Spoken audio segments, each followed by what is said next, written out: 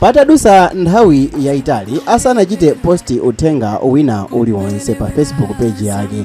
Patadusa nthawi yaitali pasanalembedwe uthenga wina uliwonse kaya kupereka malonje kwa munthu wina aliyenseyo, kwapezekano kuti walemba posti Mary Chilima imene amalawi ochuluka anakhala active ndi kuyambanso kukambirana kawiri.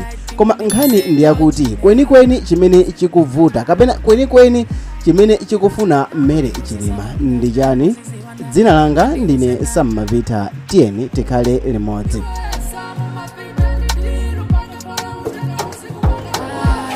Okay, ndikutheka kuti mwina ambiri mwadabwa kuti ndi chifukwa chani patenga nthawi yayitali kuti ndituluse ma videos.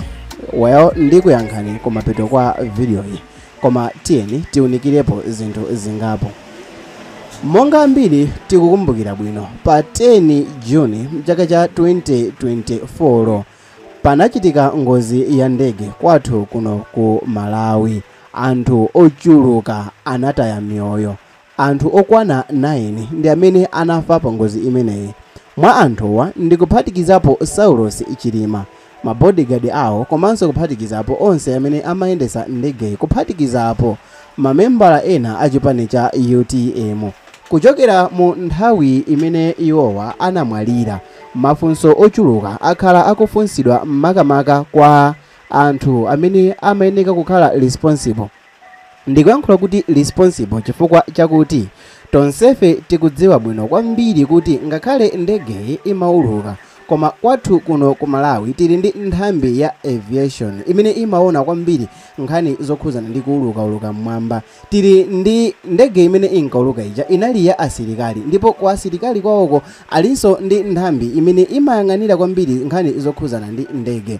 Ndege ina iliyonse imayeneka kuti izichitidwa service mwina isananyamuke ulendo wina uliwonse. Ende nkhani inali yakuti kodi ndege imene inayendedwa siku limeneli inali itachitidwa kale monitor. Mbuyomo tapangapo ma video ochuluka kwambiri okuonesani zimene zinachitika, ma errors amene anachitika kuti ndege igwe. Komabe kuphatikizapo ndizokuti kufikira musiku la lero ndikhonza kukusimikizirani kuti palibe ngakhale mmodzi amene anamangidwa, komanso kuphatikiza apo palibe china chilichonse chimene chinachitika choonesa kuti anthu akufuna kukhala serious pa ngozi imeneyi, kupatula ripoti la ku Germany limene linatuluka. Ripoti la Germany limene linatuluka linaonesa kuti ndege ija inagwa chifukwa cholekerera kwa mapiloti. Iwowa anapeza kuti panadusa nthawi yayitali mapiloti asanonekedwe ndi madokotala ngati anali oyenereka kuulusa ndege kapena ayi. Kuphatikizapo ndege yathu inali outdated. Ndikuyankhula kuti outdated munjira yakuti inalibe zinthu ngati transponder, inalibe zinthu ngati zochuluka zimene zikhonza kukhala zokwanira kuti zikhonza kuthandizira kuti tidziwe kuti kwenikweni chimene chinavuta mu ndege muja chinali chani. Komanso kuphatikizapo mtundu wa Amalawi unali okwiya kwambiri makamaka poona kuti ripoti la ku Germany litabwera linali losusana kwambiri ndi zimene president wa dziko mu nthawi imeneyo anayankhula. Pacha tiyeni tikumbukire kuti president wa dziko mu nthawi imeneyo anauza mtundu wa Amalawi kuti ndege inafika ku Nzuzu, ndipo itafika kuti ifuna izitera oona za nkhani zotera pa mabwalo amenewa anauza ndege kuti basi akuyeneka kuti abwerere ku Lilongwe. Ndipo iwowa sanatere, ananyamuka kubwerera kuti afuna azibwerera ku Lilongwe, koma ali muchikangawa ndege inagwa. Koma a ripoti la ku Germany anasusa izi polankhula kuti ndege sinakafike ku Nzuzu, m'malo mwake ndege inagwa ku chikangawa. Ripoti lapadera limene linakhazikisa president wa dziko, Commission of Inquiry yapadera, inapezano kuti anthuwa anafa asanafike pansi. Zinthu zimene zinali BS mutandifunsa funso lakuti ndifotokoze chifukwa chani, chifukwa chakuti sizikupereka sense. Komabe tikhonza kuvomereza pano kuti ndege inagwa ndipo anthu onse okwana 9 anafa, ndipo anthu onsewa anafa pamalo angoziwa. Pali zinthu zingapo zimene zimabweresa mafunso pa imfa ya Achilima. Zinthu ngati zakuti ndi chifukwa chani ngati dziko tinatenga nthawi yochuluka kuti tikachite recover ndege komanso matupi a anthu amene anali atafa. Kodi nanga zikanakhala kuti anthu amene aja sanafe, anangochitidwa mwina trap mkati kapena mwina kuphizidwa ndi zisulu zina zimene iwowa sakanakwanisa kuzikankha, kodi zikanakhala zokomera ngati dziko tiwaleke anthu amene anayenda opanda mablanketi kupita kumaliro?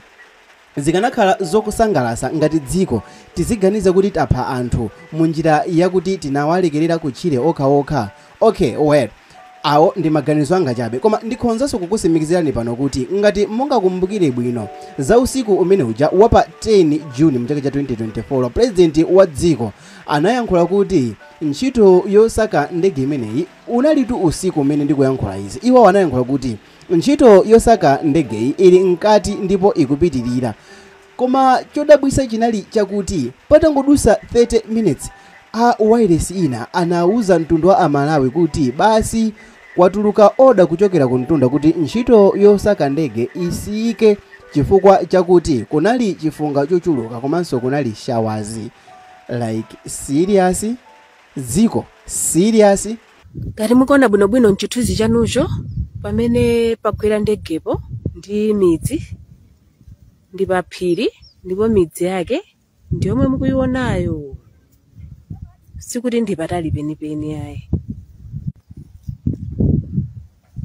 Malingana ndi malipoti amene tikumva ndikuti mamawa asilikali ena ndithu anafika malo ano, koma ifonera zoti kunayi chifunga kwambiri. Okay, ndegeyi itangogwa anthu atangozindikira kuti ndege yathu yasowa. Chinthuso chodabwisa chimene chinachita Lazarus Chakwera chinali chakuti anayimbira foni dziko la America komanso maiko ena aku Europe kuti athandize ntchito yofufuza ndege. Like America ichoke ku America, like ndege zichoke ku America zibwere ku Malawi kuzafufuza ndege imene yangosowa mu nkhalango. Yeti nzika zenizeni za ku Malawi zikanakhonza kugwira ntchito imeneja mwa ma hours ochepa. Komanso kuphatikizapo zinali zinthu zakuti asadiki, like sadiki maiko onse amu sadiki anali asakudziwa asanapemphedwe za chithandizo chokuti kuti anthuwa atumize ma helicopter kuti akathandize kuyang'ana ndegeyi.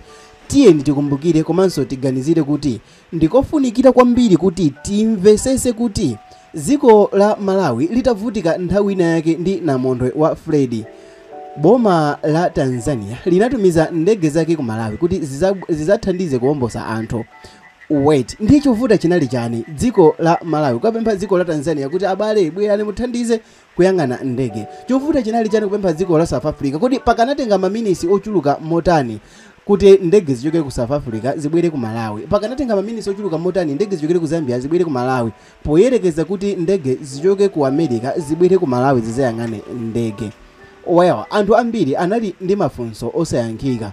Ndikhonza kukusimikizirani pano kuti amaiko amu sadiki makamaka dziko la South Africa linamuchita kwambiri criticize amene ndi Chakwera, ndipo anthu ochuluka anada naye kukhosi Chakwera kuti ndi chifukwa chani ali ndi moyo ozikonda amene vice president wake ali ku nkhalango sizikudziwika kuti ali moyo otani. Iye ali busy kuyitanisa ndege kuchokera ku America kuti alowererepo. Why pamene sadiki sikudziwapo kanthu? Well, zambiri zinachitika mu nthawi imeneyo. Tinaona koyamba a UTM ndi a DPP akubwerera limodzi, a UTM kuwasiya a MCB amene anayenda nawo kwa kanthawi. Tinaona ndi maso athu ife, sitingakane, sitingasuse, sitinganyoze. Well, zinthu zambiri zinachitika inde of course, yes. Chimozi mwa zinthu zimene ndikuyeneka kukukumbusani pano chinali chakuti mkulu wa asilikali a Valentino Phiri malipoti amene anapereka zinapezeka kuti anali osiyana.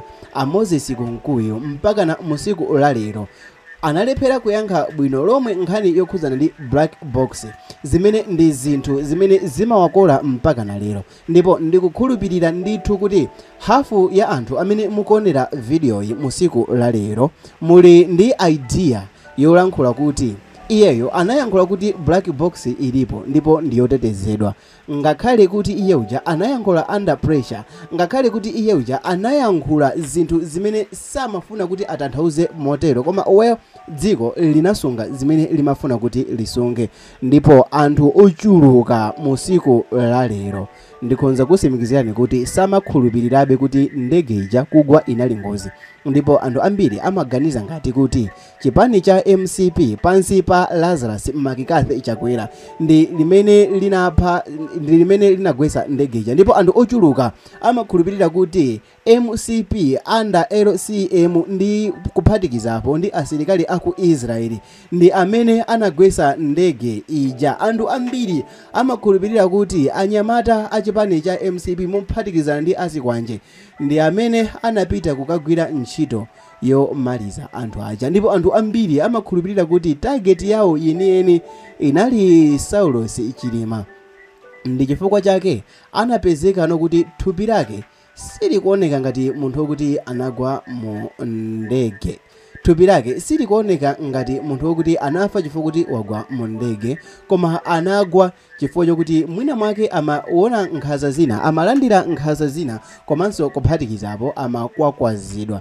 Zithunzi za matupi aumwalira zinagawidwa m'masamba a mchezo. Patangodusa siku limodzi Lazarus Chakwera atalengeza kuti ndege ija yapezeka, koma anthu onse amene anapezeka mmenemo ndiyo kuti amwalira. Iyi unali masana apa 11 Juni mchaka cha 2024. Mvula silephera kugwa chifukwa zovala zako sizinatani sizinaume. Kumalawi kuno anthu akufuna kusintha, ndipo kumalawi kuno zinthu zisinthadi. Anthu ambiri samamvesa ndipo anthu ambiri samakhulupirira. Nditafunsa funso lakuti inuyo muli mbali iti? Muli mbali ya okhulupirirawo kapena muli mbali ya anthu amene amaganiza kuti that was BS? Muli mbali iti kwenikweni? Koma patadusa chaka chimodzi ndi miyezi yokwana 6, mkazi wa malemo Saulos Chilima amene ndi Mere Chilima analemba pa Facebook page yake kuti padusano tusopano chaka ndi miyezi 6 popanda inuyo amuna anga okondedwa, mwamuna wanga amene munafera nkhani zake zosamveseseka, imene imfa yanu ndi yosamveseseka mpaka na lero. Anthu ochuluka akubwera ndi maganizo osiyanasiyana, koma wait, ichi chikhoza kukhala chimodzi mwa zifukwa zimene ndikuganiza kuti izi ndi zimene zapangisa Mere Chilima kuganiza motero, kuti alembe motero.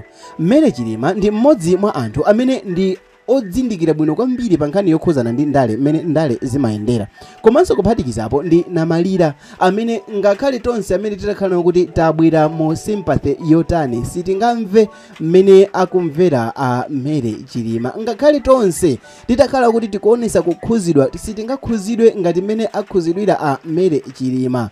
Iwowa alemba izi patangodusa masabata awiri nduna ya zachilungamo italengeza kuti asiriza kuwerenga malipoti onse okhuzana ndi ndege. Iwo watu anaitanisa malipoti wa ndi cholinga chokuti aone ngati pali kufunikira kwenikweni kuti nkhaniyi ayambe kuyilondolozanso kapena ayi. Anthu ochuluka akungoti zikanakhonza kutheka kuti ngozi ija nkupeweka zikanakhala kuti dziko tayika ndondomeko zoyenerera, komanso anthu ambiri akuganiza uno kuti zikanakhonzanso kutheka ngozi ija osachitika pakanakhala kuti boma la MCP silinatengepo gawo. Koma well, munjira zonse ndifunse funso lakuti inuyo mukuona motani? Kodi muli limodzi ndi a Mere Chilima poganizirano kuti ngozi ija ndiyosamveseseka kuti mwina wina wake anali behind, kapena simmakhutirabe ndi malipoti aku Germany amene anabwera aja? Dzina langa ndine Sam Mavita, ndimapanga mavideo zosiyanasiyana pa YouTube. Mudakhala kuti mwapanga chisankho chokuti video iyi muchite like komanso muchite comment, zikhonza kukhala bwino. Well, wiki yonse ya mtunthu yathazo pano ndisanapange video ina iliyonse chifukwa chakuti line imene timakhala magesi atidulira, so mu location mwathu magesi sakutheka, and zachita kutengera chisomo ndachita kupita kutali kukapanga likodi video iyi ndi cholinga chakuti ndikuonesereni mmene ndimasamalira zokuti inuyo muzilandira mauthenga ndipo muzikhala muli updated. Dzina langa ndine Sam Mavita. Tionane mu video yotsatira. Bye. Hi guys, ine ndi Sam Mavita. Musiku wa lero ndifuna ndikuonesereni mmene ndimapangira ma videos anga. Anthu ambiri akhala kundifunsa kuti kodi ma videos anga ndimapanga modani, ma videos anga ndimapanga modani, ndi zimene ndimagwiritsa ntchito. Musiku wa lero ndifuna ndikuonesereni zina mwa zinthu zimene ndimagwiritsa ntchito. Not zina koma zonse mwa zinthu zimene ndimagwiritsa ntchito.